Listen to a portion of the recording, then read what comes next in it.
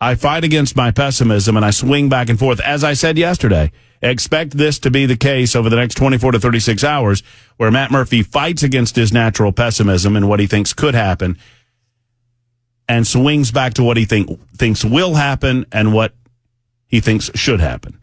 And we will discuss together today on Super Talk 99.7 WTN. As I do every election day, as I do every election season, politicians are invited to call, just like the regular listening audience is invited to as well. I'm much more interested in hearing from the listening audience about what you're experiencing at your polling station if you happen to be voting on election day. I was just talking to Chris Hand, and I understand Hand's premise as to why you should vote on election day. I also understand that I got a call this morning from a sitting congressman in the state of Alabama telling me about grandmas going home because voting lines were 2 hours long, which is my fear as to what's going to happen today if the voting lines are too long. Now, one would expect that those are happening in more Republican areas, perhaps, and so it will not impact the election results.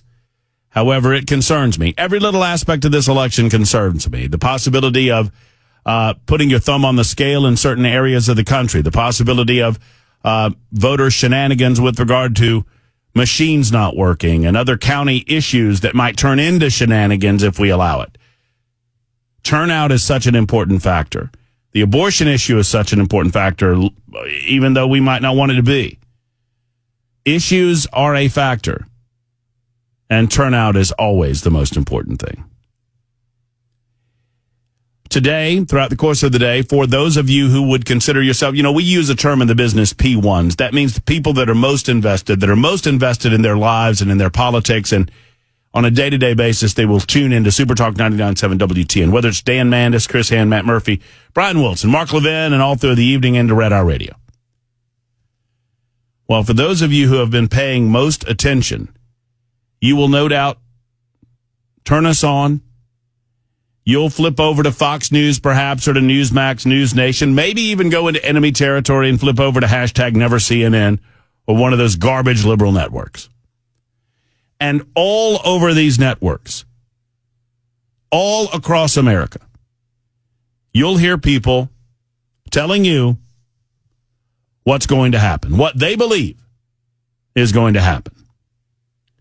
I don't begrudge any of this, and I don't begrudge any pundit telling a listening audience or a viewing audience what they believe will happen over the course of this night and over the next several days. But all I can do is get it down to where the goats can graze on it and tell you the truth. And it is without judgment.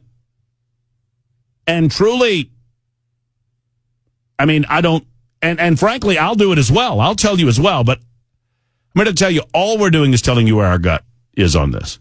And that's all you've got as well. Because we truly don't know. I don't know if the polls are right or not. You don't either. I don't know what's going to happen in Georgia or North Carolina or Pennsylvania. You don't either. I don't know what the electoral map will look like tonight or in the morning or the next day. I don't know what lawsuits will ensue. I don't know what type of efforts will be made on the part of Republicans or Democrats or independents. Nor do you. But I know this. I know I believe in the United States of America. And I think most Americans, given the opportunity to sit down and talk about issues that matter to them, if we really cut away from the groupthink, if we cut away from the vilification of a politician across a political aisle or across a political stage, and if we get down to where the bones are, I'm talking about the bones of the United States of America. I think most Americans still hold to that American dream, which is not so much about a 3-bedroom house and a white picket fence. It's about freedom of opportunity. The United States of America did not live up to our dream for most of our existence. But we have, in my lifetime, every moment that I've been alive, I believe that this country has strived for it. And when I listen to pundits talk about a decision point in America and whether or not this will be the last true election in the United States of America, that's what they're talking about, is whether or not we have the chance to go and vote for those values that we hold true. Now, I'm not a Pollyanna, and I'm not here to tell you that many people have lost their way. Look, as we navigate this thing known as life, there are a lot of things that can get us off course. You know, I'm reminded of an Andy Griffith episode where Andy Griffith is talking to, it was Buddy Ebsen, the guy that the drifter that floated into town and believed that Opie should be able to decide for himself how he wants to live his life. And Andy said, no, you can't let a child do those things. A child will snatch at the first shiny thing that the child sees, and before you know it, it's too late when they find out that there's a hook in it. I feel like America has become that. That sadly, politicians, through their desire for power and control, wave shiny things in front of good people, and those good people make the decision to snatch up those shiny things, not recognizing that there's a hook in it. Those aren't evil people. Remind yourself that those aren't evil people. There are people, and I know maybe you don't want to hear it, but I'm compelled to say it. There are people that are voting for Kamala Harris today that aren't bad people. They just got caught up in the shiny object, and they snatched at it. And they don't know that there's a hook in it.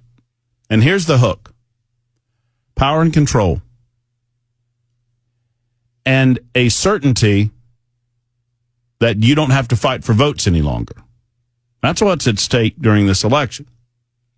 I know Donald Trump is off-putting to a lot of people. I don't care. Or at least I care only as much as it keeps them from voting for him. Because I do believe if we agree on certain American values and the premise of the United States of America as a land of true opportunity, as a meritocracy, as a place where we might all start from the spirit of equality, but our hard work, our merit, our talent can take us anywhere we want to go with a lot of hard work and maybe a little luck. If you overlay every modern issue over those types of values, Donald Trump comes out the winner. But I'm here to tell you that I don't know that that's going to happen. Nor do you. Nor does anyone else.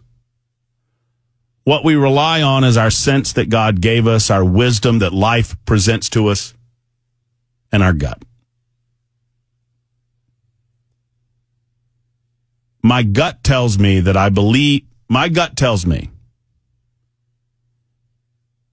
that America is going to take a stand. America will take a stand against the concept of groupthink. America will take a stand in favor of our sovereignty.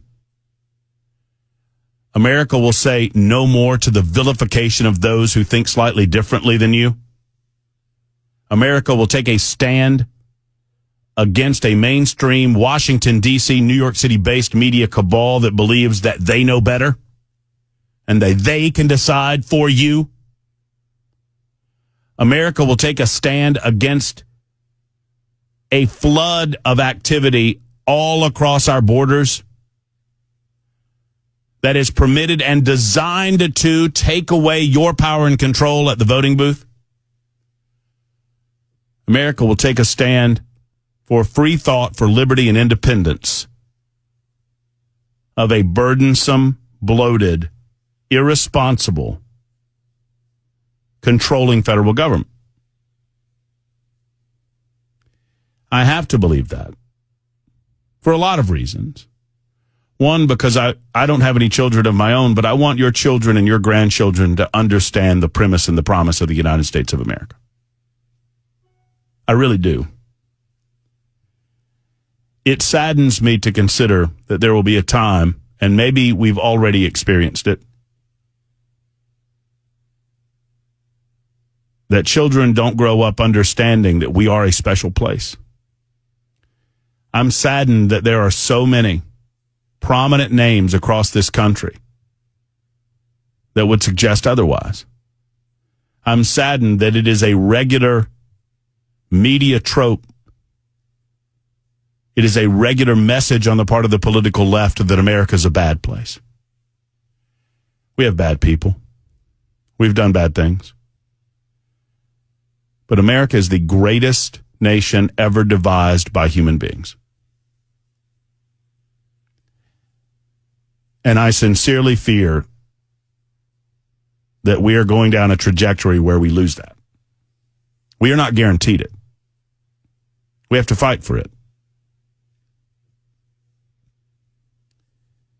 Are we fighting for it? Can we save it? Everything the media and the political left say about Donald Trump, they're doing. Everything they tell us that he wants to be, they are. All the things that they claim will happen if he becomes the next president of the United States, they will do. I don't pretend that your lives depend on your vote. I know that's an easy thing to say. But I will tell you with every fiber of my being, I believe that your nation does. That's my closing argument. That's a guy that's on the fence with regard to where his gut's telling him that all of this is going to go. I don't know. I wish I did. I really do. I wish I had the confidence that some do. If you made me pick, I pick Trump because I believe in America. If you made me pick, I will tell you I know exactly what's going to happen and how it's going to lay out, and we'll cover every moment of it for you tonight. And I promise to be less dramatic when we do. Oh, well, okay, I can't make that promise. Maybe I will be dramatic.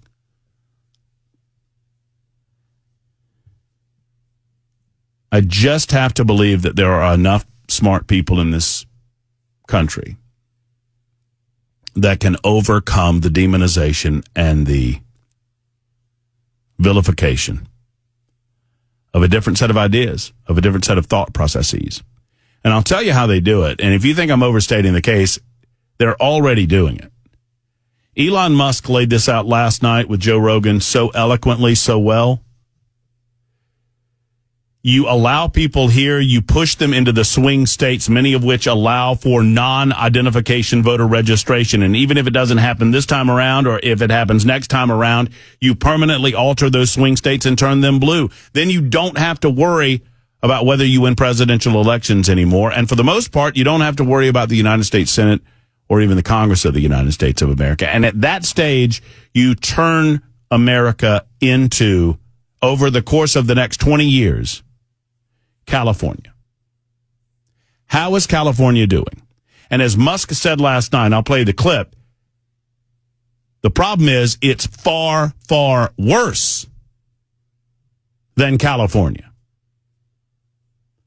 because you have nowhere to run. At least when California engaged in this activity, and we saw the results, we see the results, people had a place to flee. You could go to Texas, or you could go to Tennessee, or you could go to Florida, or you could go to any state of your choosing not named California. When America turns blue, when America allows unfettered illegal immigration, when America goes soft on crime, when America punishes the doers and rewards the non-doers, where are you going to run to? There will be no place to hide. That's what's at stake today. That's what my gut tells me.